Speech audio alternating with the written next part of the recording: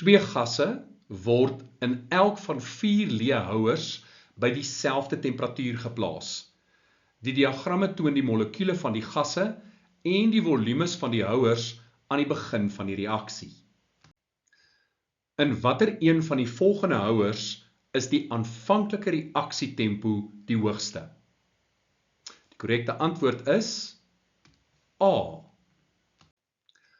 Al 4 houers is by dieselfde temperatuur. So die molekules het dieselfde gemiddelde kinetiese energie. Die reaksietempo gaan dus direk eweredig wees aan die konsentrasie van die gasse.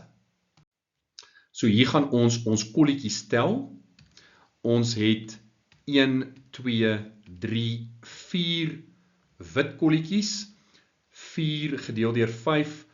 Ons werk met 0,8 molekules per kubieke sentimeter. Wat die swart betref, 1, 2, 3. 3 gedeel deur 5 is 0,6. Ons kom by B uit. Wat die wit betref, 1, 2, 3. 3 gedeel deur 5, dis 0,6. Wat die swart betref, 1, 2. 2 gedeel deur 5, 0,4.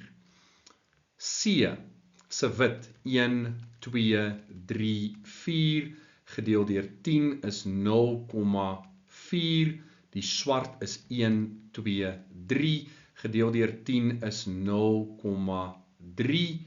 Dan D, 1, 2, 3, 4, 5, 6, 7, 8. Gedeel deur 20 is 0,4. En die swart 1, 2, 3, 4, 5, 6. 6 gedeel deur 20 is 0,3. So die hoogste konsentrasie gasse vind ons in A, so die reaksietempo gaan die hoogste in A wees.